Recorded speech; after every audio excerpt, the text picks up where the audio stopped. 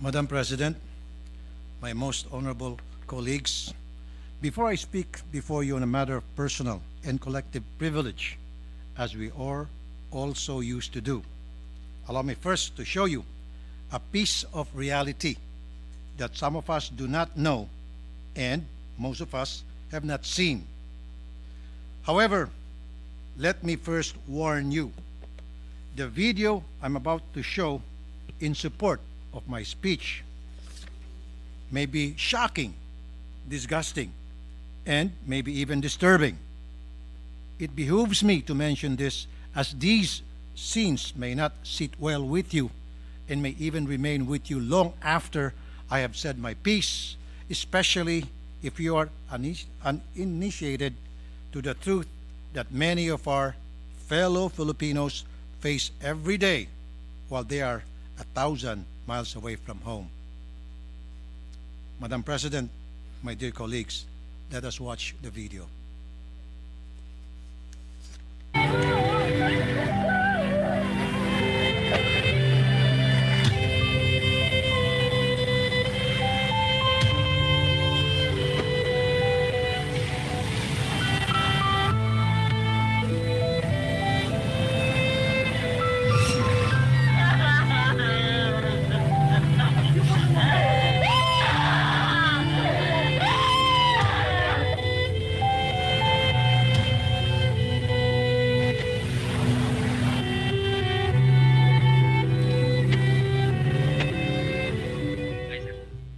When the ordinary Filipino thinks of the life of an OFW, they are led to believe that it is a guaranteed means of securing a brighter future for their family. They are led to believe that life abroad is glamorous, comfortable, prestigious, and safe. The agents and recruiters lure them with a sense of progress, a promise of a better life, and a way out of hopelessness situation. All these while the news and other media blast us with the message that OFWs are our modern day heroes, that our OFWs are the ones responsible for saving our economy and keeping our dollar reserves afloat while the world sinks beneath the weight of a global recession. Kayo ang mga bagong bayani. Kayo ang magpapaasenso sa atin. Ang lagi nating sinasabi habang kumakaway at yumayakap sa mga huling sandali kasama nila ang kanilang pamilya. My dear colleagues, happiness in the life of an OFW is never guaranteed. The reality of the situation is that many of our countrymen are habitually abused by their foreign employers.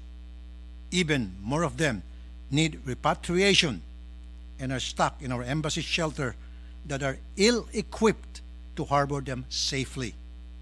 They are cramped together and made to sleep and eat like animals, while our embassies abroad struggle to get adequate funding in order to provide a safe and healthy environment for our stranded OFWs to await the next available flight back home. Now, to be fair to our brothers and sisters in government, we have mounted a spirited battle against those who abuse and exploit our OFWs. Our embassies have undertaken to operate in foreign lands, sometimes against the wishes of capricious foreigners in order to rescue Filipinos from the clutches of abuse. But now, I dare say that the effort we have exerted is woefully short and glaringly insufficient. It might be the perfectionist in me that is speaking, but for me, one life ruined is already too much. Hinding-hindi ko po masisikmurang makakita ng anak na umiyak sa kanyang nawalang nanay. Isang ama na napilitang mamalimos para mabayaran ang lamay ng kanyang anak. At hinding-hindi na natin pwedeng hayaan na mayroong mga kamag-anak na magugulat na lamang na ang nagpapadala sa kanila ng kanilang balikbayan box ay kanilang susunduin sa airport na nasa ataol na. I have fought against the abuses of our OFWs, have faced for my whole career of more than 20 years. I am proud that our OFWs have seen me as safe harbor whenever they were desperate to send their family members home. But admittedly, my solutions were only symptomatic treatment to a systematic problem. This all changed on December 30, 2021. That day, former President Rodrigo Roa Duterte signed into law Republic Act number 11641, or the Department of Migrant Workers Act. This act, I'm proud to say, was sponsored by our current majority floor leader, Senator Joel Villanueva, an ally in the fight for the rights of our OFWs. The birth of the Department of Migrant Workers is the rebirth of hope that we may yet fix the system and improve our means to be proactive in the defense of our OFWs. And I'm more than elated when I was given the honor to be the first chairman of the Senate Committee on Migrant Workers. By the creation of the new department and the necessary creation of its concurrent committee in the Senate, we can now focus on providing legislation that would allow our embassies abroad to monitor our OFWs to ensure that abuse is prevented before it is committed.